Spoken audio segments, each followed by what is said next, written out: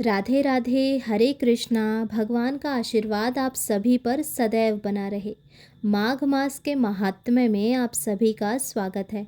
आज बारी है 7वें अध्याय की।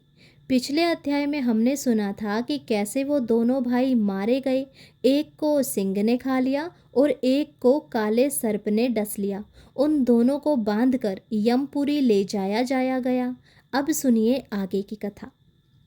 चित्रगुप्त ने उन दोनों के कर्मों की आलोचना करके दूतों से कहा कि बड़े भाई कुंडल को घोर नरक में डालो और दूसरे भाई विकुंडल को स्वर्ग में ले जाओ, जहाँ उत्तम भोग है।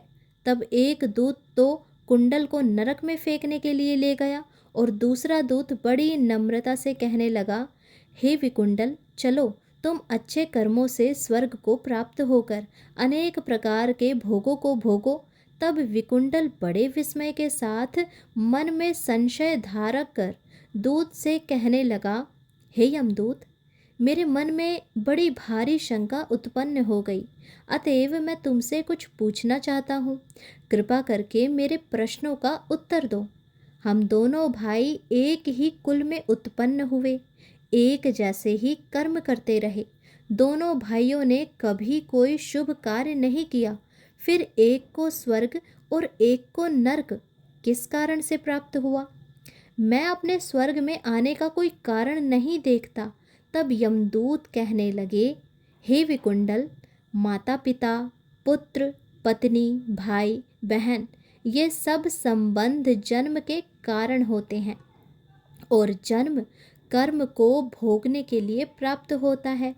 जिस प्रकार एक वृक्ष पर अनेक पक्षियों का आगमन होता है, उसी तरह इस संसार में पुत्र, भाई, माता पिता, इन सब का भी संगम होता है। इनमें से जो जैसे जैसे कर्म करता है वैसे ही फल भोगता है। तुम्हारा भाई अपने पाप कर्मों से नरक में गया और तुम अपने पुण्य कर्म के कारण स्वर्ग में जा रहे हो।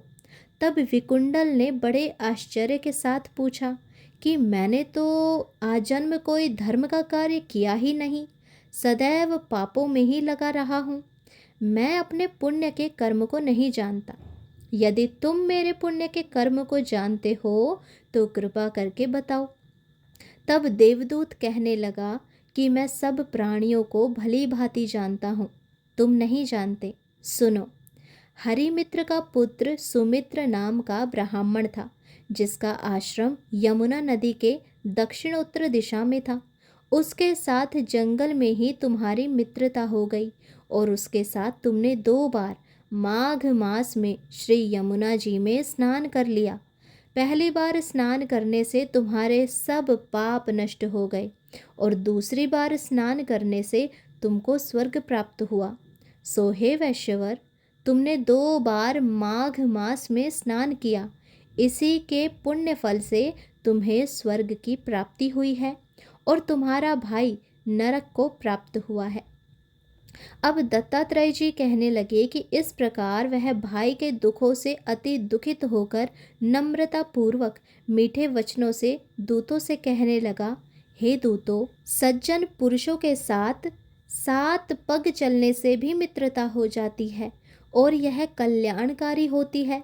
मित्र प्रेम की चिंता ना करते हुए तुम मुझको इतना बताने की कृपा करो कि कौन से कर्म से मनुष्य यमलोक को प्राप्त नहीं होता, क्योंकि तुम तो सर्वज्ञ हो, तुम तो सर्वज्ञानी हो, तुम्हें तो हर एक चीज का ज्ञान है। ये आज का अध्याय यहीं पर समाप्त हुआ।